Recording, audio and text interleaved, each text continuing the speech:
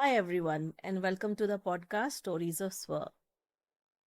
I want to thank all of you for showing the immense love that you have shown for the podcast that were dropped earlier. It means a lot, and I'm eternally grateful for your love. Today, my happiness is double the happiness that I had earlier because I have somebody who's linked and associated in some ways with art. And people who know me, they know that I always have a soft spot for people who come from the creative field. So today, I'm very, very happy to welcome Maitreyi on this podcast. And I have known Maitreyi for almost 3.5 years. In fact, before we sat for this podcast, I opened my chat and I saw since when we have been talking to each other, and I have never ever deleted her chats or never have I ever archived her chats because I just enjoy reading the chats that I have exchanged with her in the past. I'm very happy, Maitreyi, that you agreed to be a part of this podcast. I know you had to travel all the way. Thank you so much for being here. Yeah. Welcome. So, Maitreyi and I know each other work wise, coaching wise, or talking about our life in general from I think about 2021. But I met her much before that through another common friend, and we met to discuss a business idea which was around the lines of wellness. We were thinking of coming up with a product, and Maitreyi came on board as our creative brain. And I still remember the meeting that we had in Trident in Bombay. And I see this person tall in stature, very casually dressed and coming and having tea with us with her legs pulled up off the chair, the way I always sit when I'm with people. And I saw somebody who's very, very easy about things, going with the flow, talking about what we can do and what we cannot do. And from there, my getting to know Maitreyi started. Obviously, after that, we got to know each other on a more personal level, Maitreyi.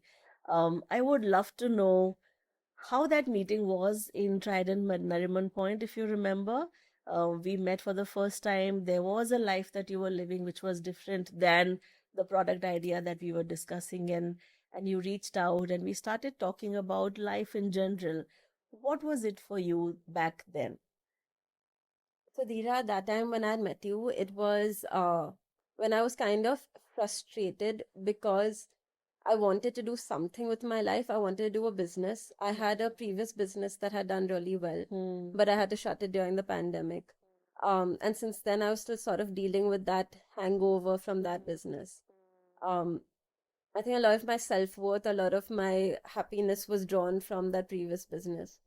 And that's why I was keen to just jump into another business, do something new, and do something along those lines Hmm. so that I could get that feeling once again. So that Yeah. was something that was So this was a business that you started doing right after your college? no, during college. During college. Oh, Yeah, so you started that early. yeah, And that is the only world that you had seen up until now.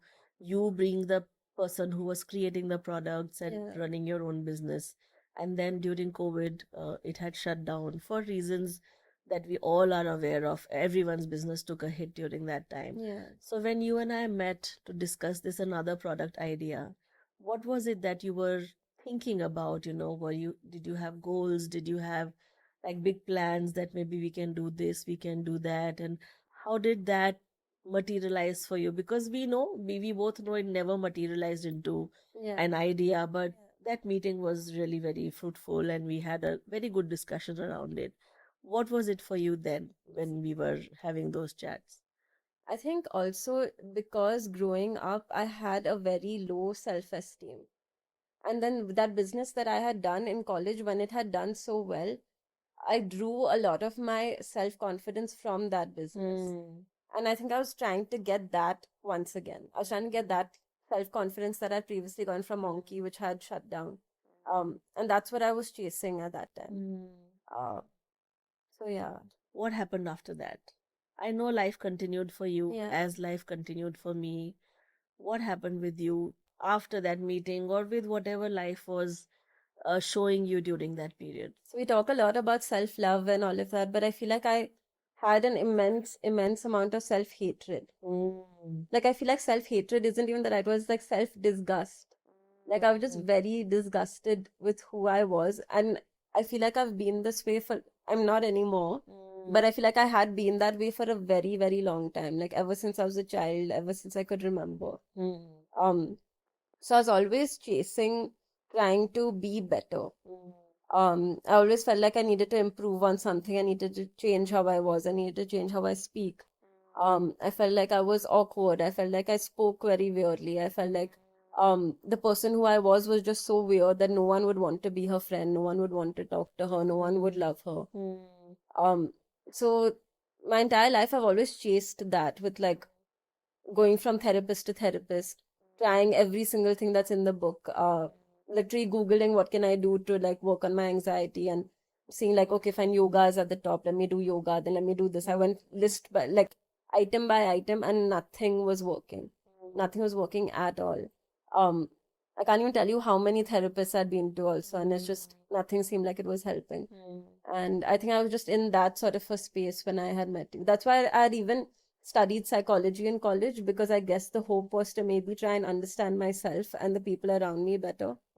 So I feel like largely everything, my entire being was just motivated towards being, like I would keep calling it self-growth, but I feel like I wasn't trying to grow. I was just trying to escape who I was and be someone I wasn't. So Wow. I guess that's the space that I was in when I met.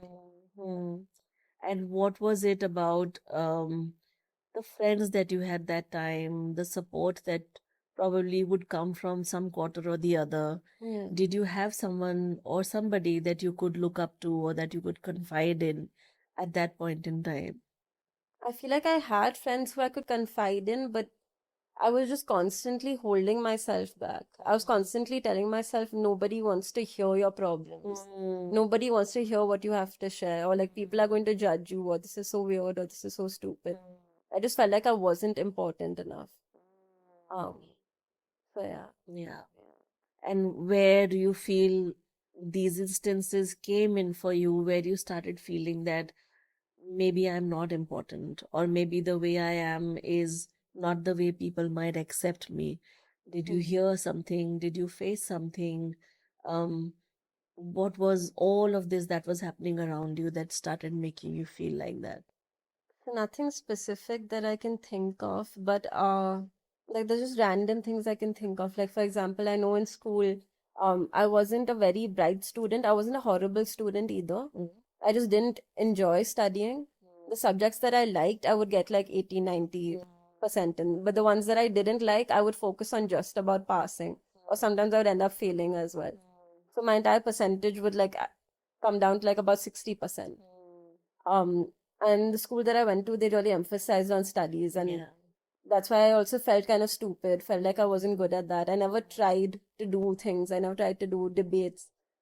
Sports was something I was always good at, so I stuck within my comfort zone. Um, but yeah, it's hard for me to pinpoint where it came from.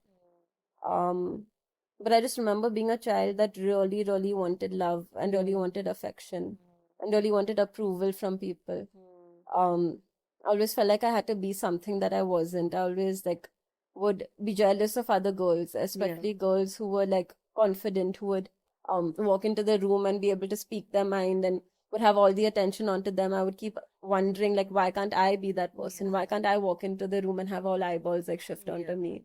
Why can't I be someone who's good at storytelling? Why can't I be someone who has like all the attention on her at all times? Um, I think that's also maybe because of the amount of importance people put on extroversion in our society, I was which going to is say that. which is something that you taught me about through the book Quiet, I think. Yeah. Um, so I always felt like that was what I had to be. I had to even my father was someone who's always good at speaking and good at speaking to people, and he comes across in a very good way to people. So I always thought that that's what I have to do. I have to be that kind of a person.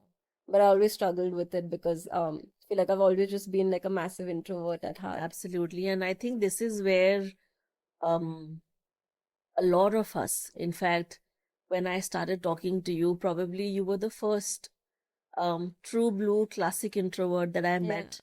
And in you, in your conversation, I found so much of me um, because I was also an introvert. I'm saying was because I adapted myself to adjust into the society that I was in.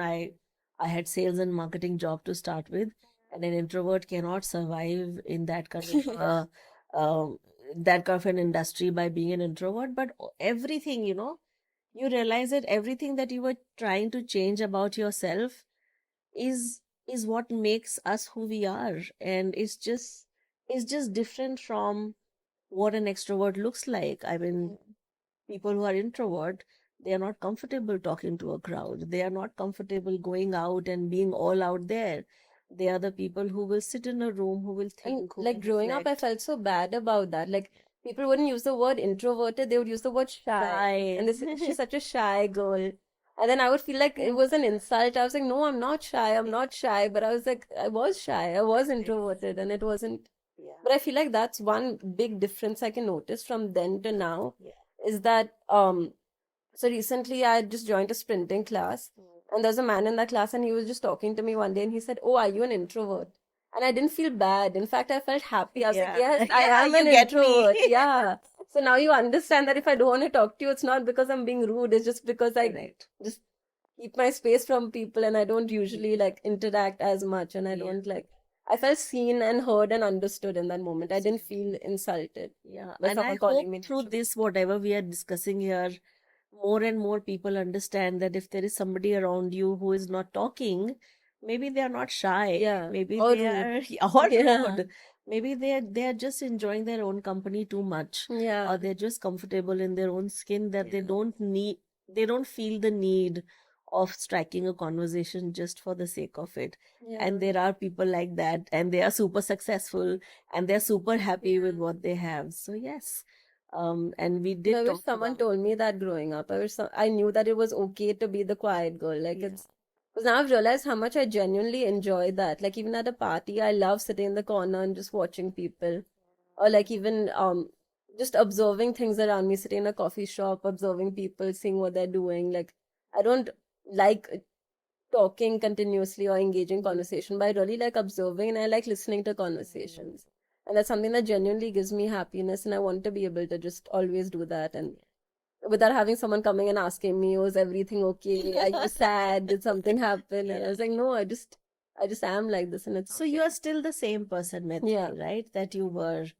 Um, how is it that having that you're not connecting to people or not wanting to connect to people, and you finding a reason for it that, I am like this because I am an introvert. How has that changed for you in the way you look at your own self? Yeah, I think that's the main thing, like just accepting myself exactly the way that I am and not because like you said in the beginning, I was always about changing myself or change this, change that. Self growth means like changing who you are. Mm. And now it's reached a point where it's like self acceptance, like this is exactly who I am, and it's completely okay. It's completely okay to not be the center of attention in a room. I don't have to be that person. And there are people who will still love me exactly the way that I am. I don't have to be the center of attention in order to get love and affection from people. So yeah, I feel like a lot has changed in that sense. And I always believed that I was socially anxious. I would keep saying that to people, I have social anxiety, I have social anxiety. But it wasn't me having social anxiety, it was me forcing myself to be extroverted when that wasn't who I was. I was forcing myself to be something that I wasn't. So that's why I would feel anxious in situations because I would always feel like, oh, I have to say something, oh, I have to talk to this person, I have to interact, I have to stay at the party from when it starts till it's done. I have to constantly have people around me. And yeah, I feel like that's fully changed now. Like even yesterday, for example, I gone for a party. And at that party, at one point, I was with my brother and my bhabhi for a bit. And then after a while, I was just like, no, I just want to go and see what food there is. And I feel like the old me would have immediately said, like, oh, do you want to go look at the food? But at that time, I was like, no, I want to go look at the food. I will go look at it. And I was just walking around alone, looking at the food. I even picked up a plate. I sat by myself on a table. I found some other lady who was also sitting on a table. So I asked her if I could join her, and I just sat with her for a bit. Um, yeah, I think before I used to just feel very conscious about it. I used to feel like, oh, people I was scared of people thinking I'm a loner or that I'm yeah, I don't know, I'm just remembering these random things. When school, I remember people would use an insult where they would say you're friendless. You're friendless. Yeah, you're friendless, you're a loner, you're alone, and like stuff like that. So I always thought it was a bad thing to be alone. It was always a bad thing to not have friends around you all the time. Um, if you're sitting at home on a Saturday night, that means it's like nobody loves you, nobody cares about you, everyone else is having fun without you. Um, but yeah, just completely changed now my perspective on everything. And it's so beautiful you say this because, like I said, I have gone through those moments myself. Yeah. When I was with an extroverted partner, and there were times when my partner would actually push me to speak because people find me arrogant, it seems, if I don't talk. Yeah. And I've had to actually force myself to have small talks, which I don't like till today, right? For Yeah. me to even have a 2-3 lines conversation with somebody, I need to know them a little bit. Hmm. But that label of being arrogant, of being rude, of being khadus is another word that I have heard a lot about my Yeah. own self, just because I didn't feel comfortable hobnobbing and all of that. What helped you change, Maitreyi? What I know you mentioned something about the book Quiet that you read, and then some conversations we had. But what was it that did the work for you to start thinking differently I and think it to was start? honestly you, like my conversations with you when you would say that you were also an introvert. And then I saw you like just own it like that. Like say like, yeah, I'm an introvert. And that was the first time I think I've ever seen someone openly embrace the fact that they're an introvert. Yes. Because everyone always says that no, no, like I'm an ambivert. Like sometimes I'm introverted and then just seeing you say like, no, I need my space. And then I realized that even I need my space. I feel better when I'm sitting alone in my room. I can't socialize too much back to back if there is a wedding or a destination wedding or something. I need my space where I need to sit in the room for a bit by myself. I don't know, like you said, how to make small talk. I don't know how to make mindless conversation. Absolutely. I feel like everything that I talk about, I want it to be about substance, or then otherwise I don't want to speak. Then I'm just happy to listen to other people and hear what they have to say. Um, and I think just seeing you normalize it so much, like, made it feel like, okay, like this is a normal thing. Like, it's not something that I have to So finding change. your own tribe, maybe, finding people who are Like-minded like people. you Yeah. and who in some way or the other, it's so nice now, that ever since I have been on my journey and I have kind of embraced who I am, and I just kind of say it to everyone, is how I have actually started attracting a lot of introverts in my life. Yeah. And we joke about what people say. There is this friend of mine, Hmm. hopefully she will be on a podcast very soon. We joke about our introversion habits. We Yeah. make a plan, for instance.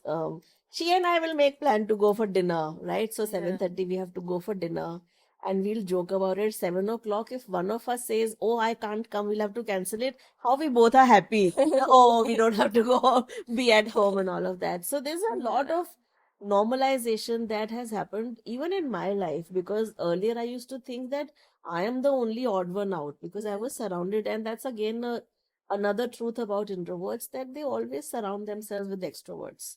Or So you maybe will there's a lot of see, people who are introverts pretending to be extroverts. could Yeah. be, but you will see that most of the partners, Hmm. husband and wife, will be classic introverts and extrovert, boyfriend and girlfriends and all Yeah. of that. Yeah, I same just with feel, Akash and me. He's like because he's in the fitness space and deals with so many people on a regular basis, like he is very extroverted and do you yeah, think he kind of brings some kind of balance in your life? for sure. For sure. Yeah. More than balance, there's so many things that I've learned from him. Especially when it comes to like assertiveness and all of that. I was just thinking about that today also. Like it's not directly related to your question, but it just popped into my head, so I'm just gonna talk about it. Um, but I remember, so if there was any problem, so let's say you were very mean to me, my way of dealing with it would be not to address it in that moment. Then I would go home, then I would think about it, and then I'd be like, no, but Dhira is actually a nice person. Dhira didn't mean to say that. Dhira is like she's probably going through her own thing, or there's probably like I don't know, she's like I would just come up with something and be like, oh, she's busy with this or whatever. So then that's why she took it out on me. But I would still keep thinking about it and it would still affect me. And with Akash, what I've realized is that he doesn't do that at all. Like if someone does something to upset him, he'll immediately say like I didn't like that. And then now I have started doing that in my own life, and I've realized that like um that if you were mean to me, I can just tell you that, Dira, you were mean to me and I didn't like that. I'm really hurt or whatever.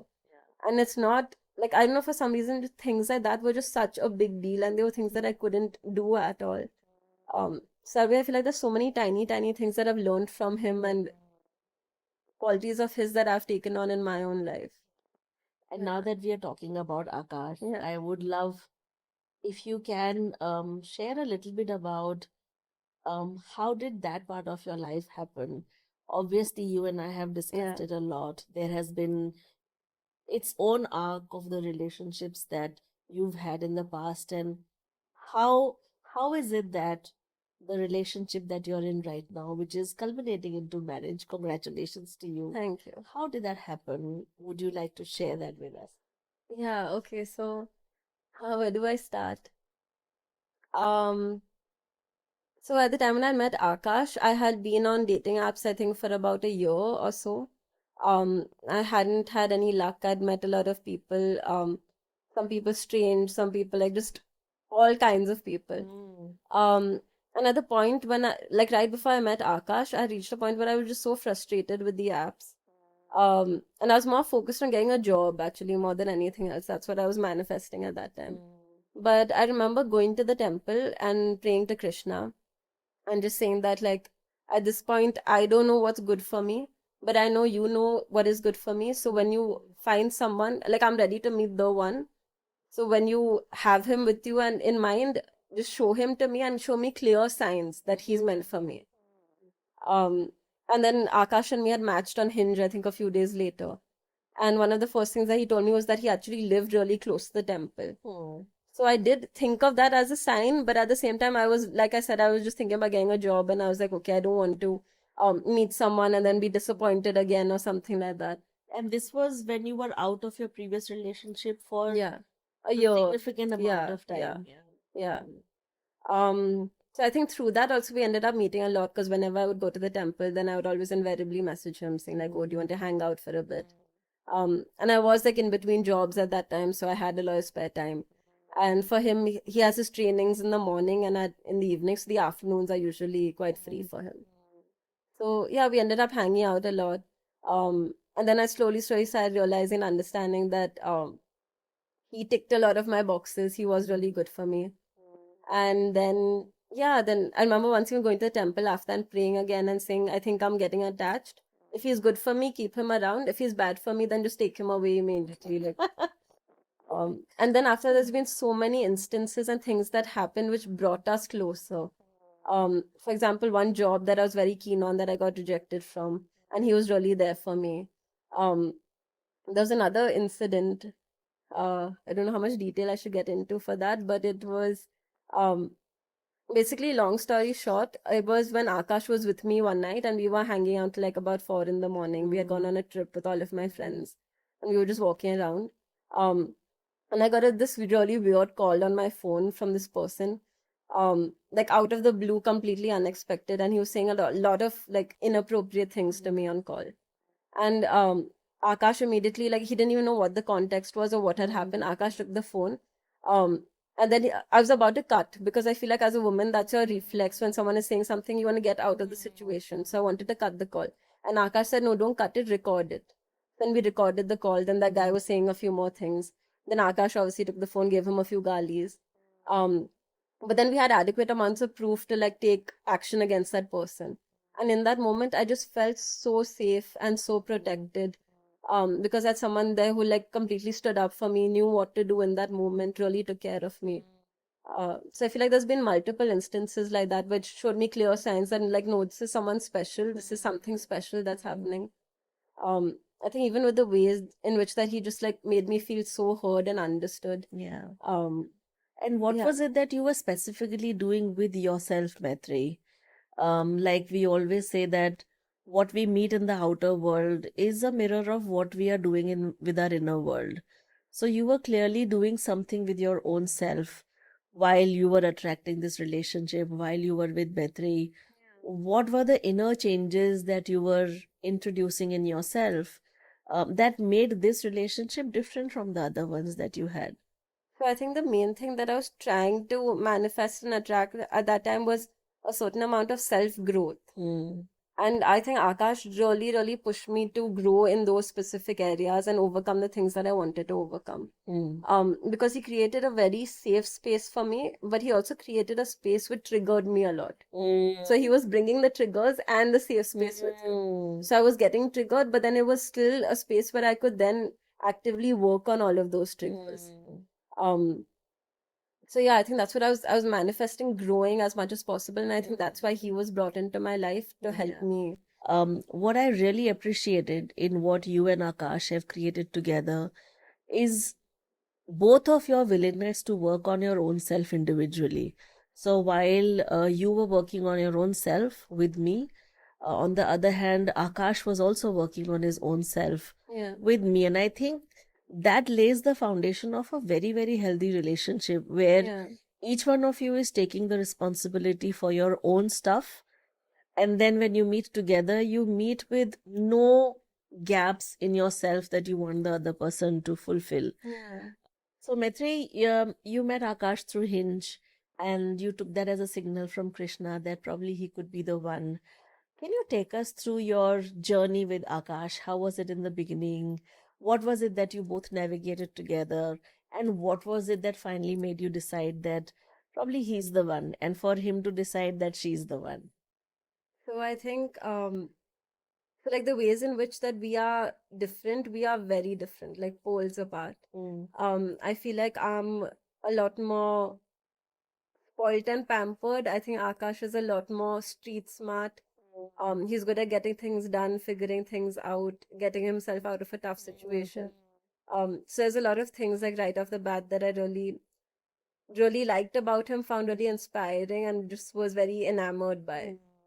Um, but like I said previously, there were a lot of triggers, and there were so I feel like there's a large part of me that was just not okay with any kind of human emotions, especially anger. I think I was always like of the opinion that anger is a bad thing. Even for myself, I can never remember a time when I used to get angry. I would always cry. Because I think maybe for a woman that's a more acceptable emotion to like to see a woman with tears, but seeing a woman angry is not acceptable. Yeah. Raising her voice is not acceptable. Um, so that's something that I felt like was not anger was not an acceptable emotion at all. So anytime whenever I saw any anger in him, it would really, really scare me, and I would automatically start going down my loop of Yeah. just spiraling and saying like, oh, like this is horrible and this is toxic behavior. Because I feel like even on Instagram now we're so quick to call everything toxic. Correct. I would see it as toxic behavior. I would see it as something that was very bad that would maybe get him into trouble, maybe get me into trouble. Um, but I feel like over time, then, and I think through our sessions and us talking about anger, engaging in those pillow punching activities, doing a lot of those things, I started to realize that anger is okay. And I don't want to express my anger as tears anymore. I want to express my own anger as anger. Correct. And over time, I reached a point where I just became very comfortable with Akash's emotions. And now I don't even view his anger as anger anymore. I feel like I just view it as crankiness, which I feel like I fully understand because even I am a cranky person. Even I get tired. Even I get stressed with work. Um, and I feel like it was so unfair of me at that time to just try and demonize him and make him seem like such a horrible person just for being upset with something or And just, just for being human, yeah. basically, right? These are our core human emotions. Yeah, Yeah. yeah. So yeah, I mean, yeah. So I feel like now just the way that I view his anger is completely different. Where previously I viewed it as this horrible, scary thing, and now I'm just like, no, it's fine. Like he's upset about something. I know he'll take a nap. I know he'll eat something. He's probably tired or probably hungry, and then he's fine after that. And it's completely okay for him to express his emotions, and it's made me also very comfortable with expressing my own emotions. And now even in my workspace or with my family, if I'm upset about something, it's very easy for me to voice that. Especially in my workspace, I feel like that was something that I really struggled with before, just being assertive and showing people that I'm unhappy with something. But now it happens almost instantaneously where I can just like I always still feel like it's wrong to be aggressive. You shouldn't be aggressive, but anger is completely okay being assertive is completely okay. Lovely. And just saying you're unhappy with something is completely okay. Um, so yeah, I feel like those were some of the things that I learned. Beautiful. And what was that moment in your relationship with Akash, Maitri? And Akash must be getting a lot of hiccups. We are talking so much about him while him not being here. What was that moment in your relationship with him when you knew that he's the one, and when you finally committed that yes, this is the person I would want to be with? So I think in the beginning, some of the struggles that so he was like he is older, so he obviously reached that marriageable age. I mean, though I don't believe that there is something like a marriageable age, he had reached that point. And for me, I feel like I was somewhere started realizing that I was dealing with a certain amount of phobia when it came to marriages. Marriage. I realized that I viewed marriage as a trap. And I think that's something that people joke about casually, where they're like, oh, get married and then you'll understand, then you'll be stuck, then you'll have to do whatever your wife तब says. पता चलेगा. Yeah. So actually, like, I realized that I somehow actually believe that. I believe that when I get married, my life will be over. That I won't be able to do the things that I wanted to do, that I'll be controlled by someone else. Um, and then I started talking to him about a lot of these fears, and he was immediately reassuring, saying that, like, no, like, you'll always have your freedom, you'll always be an individual person, and you can do whatever you want. Um, and then we had gone on this trip to Goa where we had a lot of fun and stuff. But I feel like the main thing that really convinced me was how um there were people around him who were like really telling him like, oh, you should get married, you should get married. And he never once even put that pressure onto me. In fact, he kept standing up for me and telling other people that she is not ready, and if she is not ready, I'm not going to put that pressure onto her. Beautiful. Um, and I feel like that really convinced me because, like I said, one of my fears was that my freedom would be taken away from me. But I saw this person who was actively standing up for my freedom, actively standing up for me, believing in the things that I wanted to believe in, taking my time with things. And then I knew that then for the rest of my life, he is someone who is going to respect that. So I'm not going to be restrained. And in fact, now I feel like marriage is a beautiful thing where it's going to create a safe space for me to then go out and do more things with my life because I'll always have like a safe home to come back to. Beautiful. So I feel like, yeah, yeah, I feel like I don't see it anymore as something that's chaining me down. And Maitri, this podcast will most likely be released after your wedding. Yeah, Would you want to utilize this platform and send a message for Akash? yeah. What would you like to tell him? Hi, Akash. I love you lots and lots.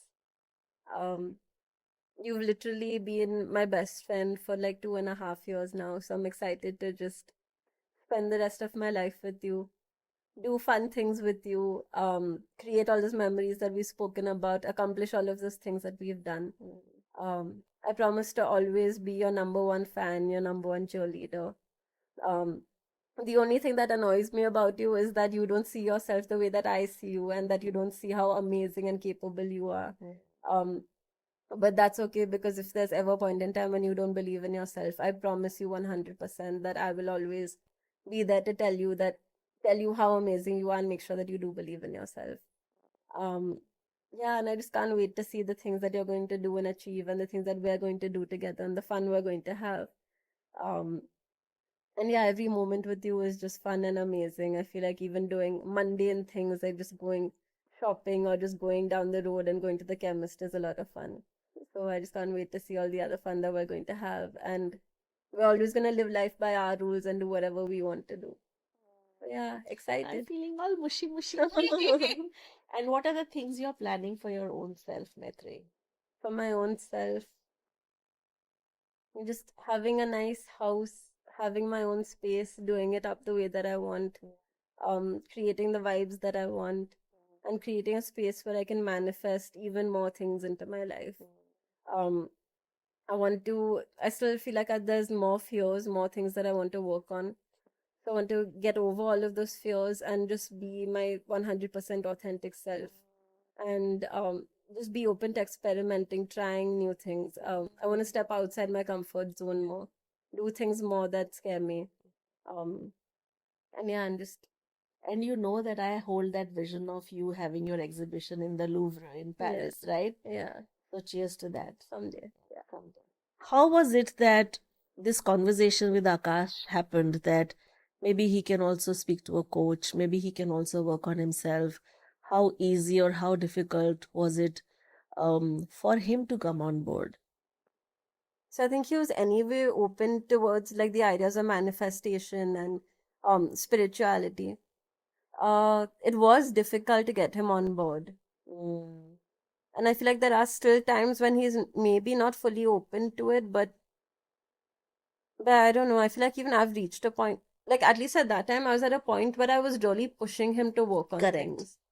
And I feel like now I've reached the point where I'm just like fully just accepting him the way that he is. Like I I don't, love that. yeah, I don't want him to have to do something or have to change something. Mm, And I think it also at some point I started feeling like maybe I know better and I can guide him. But I started to realize now that he really knows himself well and he really knows how to get out of situations really well. So I don't need to worry about him and I don't have to keep trying to take care of him or protect him because he can do a great job of that on his own. Lovely. Like in fact, yeah, like I think a better job than I can also sometimes with like That's taking quite care a of him. leap Yeah. from where things were, and you felt like he also needs to work on himself, Yeah. etc. I'm To feeling like I have to your rescue everyone in my life. yeah. How does it feel now when you have given him the freedom to be who you are? Amazing. Yeah. It feels relaxing. It feels like because when you're worried about someone around you that you're close to, there's 2,000 thoughts like bouncing in your head saying like, oh, he should do this and he should do that and this will help him and this will help him grow and then I would keep telling him like, no, I see so much potential in you. I want you to be better. Mm. But yeah, I feel like now at this point he doesn't need to be better. He just needs to be himself and things are working out for him great. Like yeah, I think better than it would even if he took my advice. Like it's doing better now than I don't know how it's yeah. I totally get Yeah, it. but he's doing yeah. And Yeah. how has this realization, Maitrey, which is a very beautiful realization, that he knows himself better than anybody else would, and he knows what he wants or does not want in his life. And this is a very big shift in your own thinking. Like you said, I've stopped trying to rescue him or anybody for that matter. And I'm sure it also ripples down to the rest of your relationships, your family, etc. Do you notice any shifts even in those relationships with this new thinking and this new awareness that you have? Yeah, but I feel like I've always sort of been a person who's always tried to rescue the people around her. Even with friends, even with family, I keep wanting to give them advice, telling them that they should do this or they should do that. But I think that came from, and I think once I'd spoken to you about it also, where you had said that sometimes that's a distraction from working on your own self, wanting to tell other people like, oh, you should do this, you should do that. So yeah, I started realizing that, and then every time I would want to point out a mistake in someone else or something that they were doing, I would always turn the mirror inwards and say like, no, what is it that you are ignoring in yourself? What is it that you are avoiding? And then I started finding things that I was avoiding, and I was like, okay, if I want to work on these things, then I will have to address it with myself. I Correct. can't keep projecting it onto other people and saying that something's wrong with you. So if I've understood it correctly, if you notice something in another person's behavior triggering you, Yeah. or you feeling the need to rescue that person from their situation, you would turn it around and ask yourself, what about this is about me and not about that other person? So you internalize, Yeah. you've started internalizing all the triggers around Yeah. you. Yeah. And do you think this is the best form of growth? Yeah. Yeah. But I feel like also interestingly now, I feel like what I'm chasing is not growth. Like initially, first I used to keep saying like grow, change yourself, whatever. I feel like now what I'm chasing is not even chasing. What I'm indulging is like just self-acceptance and just being like I don't have to change. I don't have to grow. I can just be where I am right now, and even that's great. Like it's okay if I'm awkward. It's okay if I'm like doing like I don't have to beat myself up over it so much about stammering, stuttering, about not being as confident when I speak, not making eye contact, things that I normally like would worry about. I want to come and give a hug to you. Like there's such tiny stupid things that I would like give myself a tough time over, and I'm just like, why did I do that? It's such a waste of time, and why was I being so mean to myself? I feel like maybe when we're young and stuff, we're bullied by other people, but then as you become an adult, you're your own biggest Bully, bully. yeah. And I just don't want to do that to myself anymore. And Maitri, I would love for all our viewers and listeners to also hear a very magical side of your story. Yeah, And this is something that I have seen you practicing in action, yeah, that whatever you think becomes your reality. yeah, In a way, talking about manifestation. And I yeah, know because I have been talking to you for so long, but your posts on Instagram, the way I see your stories, I follow what is happening in your life. You are really living your vision board. You're really manifesting whatever you had put on your vision board. Tell me, how did you make that happen? Or how was that like? How are you seeing those things come to you in reality? So I think that is mainly stemming from the relationship that I have with Krishna, because what I strongly believe is that Krishna is the ultimate power. I believe he is the creator of the universe. While I do believe in the universe, I believe that Krishna is my best friend who created the universe. And I feel like if you ask your best friend for something, they will always give you those things, or they'll always help you. Um, but Krishna is not just my best friend, he's also my best friend who's really smart, who knows everything, who knows what's best for me. Correct. So even if I'm in a situation where maybe I don't know what's best, he will give me that clarity and he will help me out.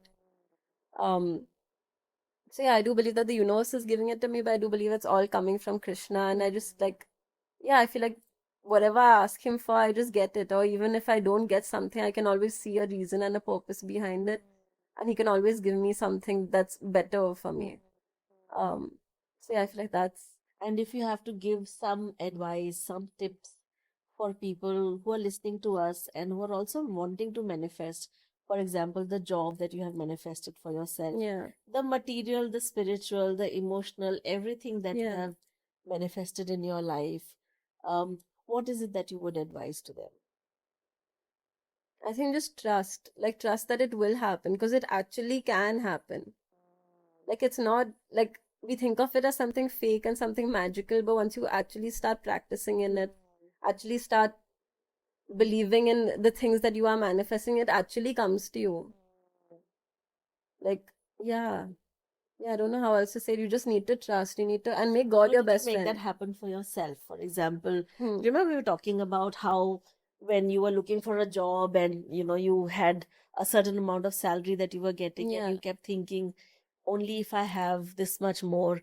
I remember the figure that you had in your mind was 70,000 that time Yeah. when you were drawing 10,000 Yeah. from your job at that time, and it happened for you, right? Yeah. What were you thinking? What is it that was happening at the back of your mind?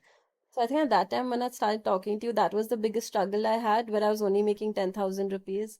And while I was blessed to have like a family, a roof over my head, all of those basic needs taken care of, I still wanted, like as all human beings, wanted to grow, wanted to see some self-career growth, be employed in a good company. So I think at that point I was in a space where I felt like I couldn't get those things. Mm. People were telling me lots of things about like how I haven't studied design in a proper college. And they said that that's going to be one of the things that's going to hold me back, when no company is going to want to take me on board because I don't have that formal education in design. So a lot of people were saying like, oh, you should go and do your masters or you should study more. And I didn't want to do that because I knew that I knew all my design principles. I knew that if I was going and doing my masters, I might even lose interest or get bored because I feel like it's getting repetitive, or that Right. they're telling me something that I already know. Um, so that was just something that I didn't want to do at all. And then I remember talking to you about it, and you actually got me very excited at the idea of making more money. Where you said, imagine that you can, you made me do like a task where you made me write down a whole list of things that I would buy if I had like a certain amount of money. Yeah, I remember that. So, and I remember starting by like telling you that I'm not a materialistic person at all. So you said, okay, then think about even the basic things in your life. Think about your bathroom cupboard just being filled with bath and body works, ka lotions and shampoos and soaps. No, you asked me what soap are you using right now. So I said something like Lux or Lifebuoy, whatever my mom buys in that buy five, get one free car offer that comes. So you said, imagine all of these tiny, tiny things in your life changing. And that's when I started thinking about the things that I want to do. I want to be able to go out with my friends and say like, oh, tonight the shots are on me. Or like to take my mom out for coffee and always pay the bill and not let her pay for anything. To be able to buy my friends' family like nice presents and gifts, to be able to go on holidays, to be able to do those kind of things. Like even if it's not particularly materialistic in terms of like items, I just wanted to indulge in those kind of things and then when you started making me believe that I can actually have it, I started getting excited. And I remember as I was getting excited, you were also getting excited on the Yeah. screen. So I think that was the first step towards it, towards like actually believing that I can do this and I can maybe have the things that I want. And I think I just blindly just put my faith into the universe. And at that time, I was like, okay, fine, I'm not going anywhere. I'm only making 10,000 a month. Let me just do this and let's just see what happens. Yeah. And yeah, and then that's when the job came about, and none of these issues that I thought would be an issue were actually an issue. Um, they didn't care about my education. They were really happy that I had entrepreneurial experience. Yes. And they said that that's a huge plus point, and that's something that a lot of people don't have. And they said your design skills are really good, and it was a really nice big company. With that proper work structure, which is what I wanted, like a 25-year-old company where they send you the laptop home and there's a proper stuff in place. And so yeah, health So have you been insurance, all able of to that. manifest all those things that were in the list at that time Yeah, when we spoke? yeah, and more, And and more? more, Nice. and lots more. Nice. Yeah, Lovely. yeah. Where are you now, Maitri? At what point of life are you right now? I'm in a really good space now. I really am. I'm excited to grow. I'm excited to start a new life with Akash. I feel like in the past 2 years that we've known each other, we've grown so much. So I know that for like the rest of our lives, we're just gonna keep doing cool things. Um, he's someone who thinks the same way that I think. I feel like in the ways in which we are different, we are opposites, but the ways in which we are similar, we are exactly the same. Yeah. When your wedding was being decided, the venue, etc., and I was asking you guys about where are you planning to go to honeymoon, and you guys are like dilly-dallying, maybe this, maybe that. And then we spoke about how you can at least write about or dream about having a trip to honeymoon. What did you do that?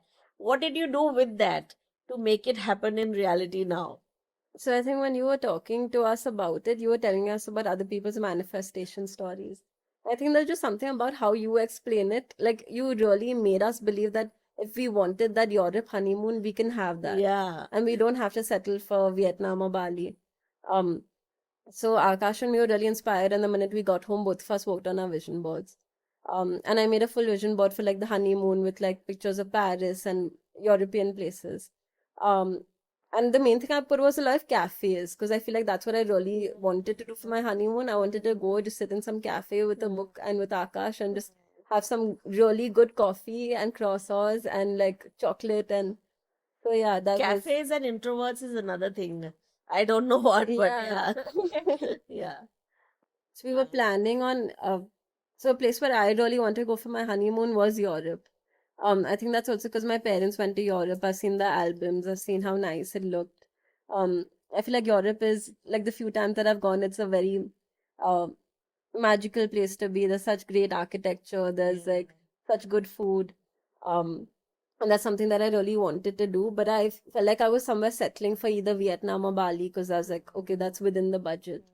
But I had my heart set on like somewhere in Europe. And then we had that meeting with you where you got us really excited with the idea of like you were telling us about people's manifestation stories in general. And so we immediately went home, worked on our vision boards. And then yeah, so basically like long story short, I think this week itself, I got an email from my company saying that I'd been given a bonus. Yeah. And that bonus is the exact amount that I would need to fund that holiday. Wow. So yeah, The Europe honeymoon is happening. yeah, yeah, Lovely. Congratulations to you. yeah. So that's why I literally feel like I can ask the universe for anything and it comes. Yeah. And if it's meant to be, it comes. That's what I Absolutely. believe. Like if it's something that's good for me, because I know that Krishna will always have my back. So if it's something that he thinks is good for me, he'll make sure that it comes my way. But if it's something that's bad for me, I'm sure he would protect me from it. Totally agree. So, Maitri, we are inching closer to the end of the podcast, and I would really love it if there is some message that you want to give to not only just fellow introverts, but even all kind of people who would be listening to your podcast. From your story, what is it that there is this one message that always stays with you, that if this could be me and if this is something I could do, maybe you could do it as well. Yeah, I think the main thing is don't try to do anything. Like, don't try to complicate it. Don't try and think that there's a complicated process of things that you have to follow. Sometimes the ways to heal yourself is just the most basic things. And the most basic thing that I would say is just find a way to accept yourself, accept everyone around you, and just make peace with it. Because whatever it is, it might not be as big of a deal as you think it is. The things that you think are flaws, the things that you think are problems that you want to work on, that you want to change. Um, I feel like all our tiny, tiny imperfections make us beautiful. And that took me such a long time to like understand that. And I feel like that's something that I wish I had learned earlier, but I feel like it's something that I just want everyone to follow. Just you don't need to be anything else. You don't need to be anyone else. Accept yourself where you are, accept the people around you, give them unconditional love. Everything is okay. Like it's not as big of a deal as you might think it might be. Thank you so much. And I'm totally loving that radiant smile on your face today. Thank you so much for sharing your story, for being who you are, Maitri, and thank you for being in love with yourself. Thank you so much. Thank you. And as I thank Maitri, I thank all of you, our viewers, our listeners, for being with us on this podcast. Remember that the best thing that you can do for yourself is loving and accepting yourself just the way you are. You're beautiful, you're gifted, and you're unique in your own way. Love yourself and be in total surrender with who you are. Thank you so much for watching. Have a great day. Thank you. Thank you so much for listening to us. I hope something that you heard today resonated with you and touched your heart. The beauty of these stories is that they are real stories by real people who have gone through some real issues in their lives and overcome it. I hope you take away something from this story today and will join us for another one very soon. To continue this journey with me, please like, comment, subscribe, and share with as many people as you can. Thank you so much.